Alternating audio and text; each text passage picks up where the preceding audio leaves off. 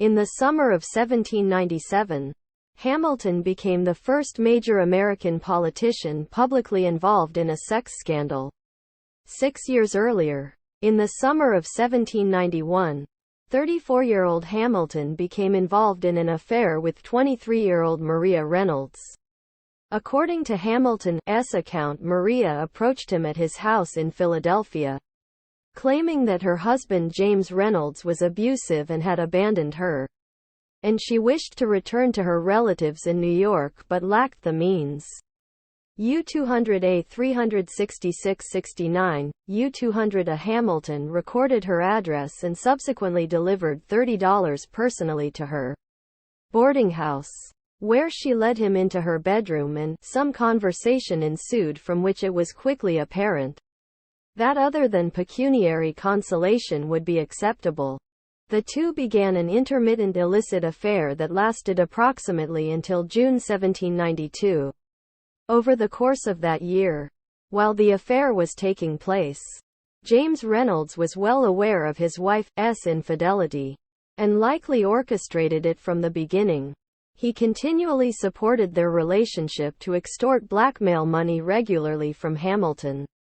The common practice of the day for men of equal social standing was for the wronged husband to seek retribution in a duel. But Reynolds, of a lower social status and realizing how much Hamilton had to lose if his activity came into public view, resorted to extortion. After an initial request of $1,000 to which Hamilton complied, Reynolds invited Hamilton to renew his visits to his wife as a friend, only to extort forced loans after each visit that, most likely in collusion, Maria solicited with her letters.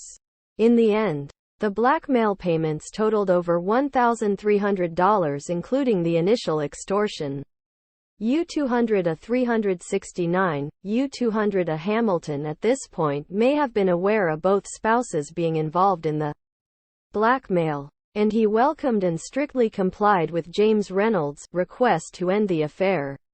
In November 1792, James Reynolds and his associate Jacob Clingman were arrested for counterfeiting and speculating in Revolutionary War veterans' unpaid back wages. Clingman was released on bail and relayed information to Democratic-Republican Congressman James Monroe that Reynolds had evidence incriminating Hamilton in illicit activity as Treasury Secretary.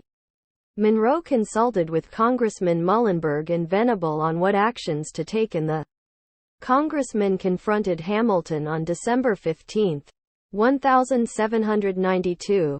Hamilton refuted the suspicions of financial speculation by exposing his affair with Maria and producing as evidence the letters by both of the Reynolds, proving that his payments to James Reynolds related to blackmail over his adultery, and not to Treasury misconduct. The trio agreed on their honor to keep the documents privately with the utmost confidence.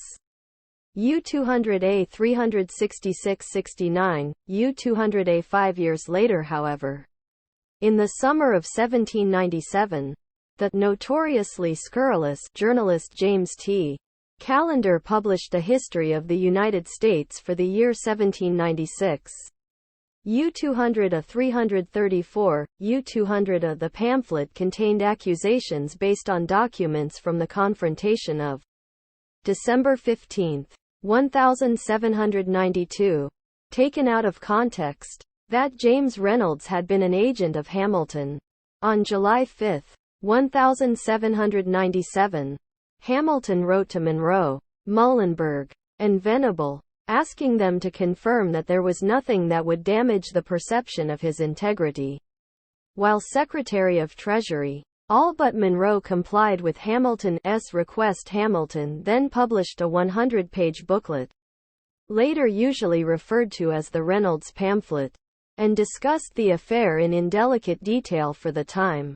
Hamilton's wife Elizabeth eventually forgave him, but never forgave Monroe. Although Hamilton faced ridicule from the Democratic-Republican faction, he maintained his availability for public service.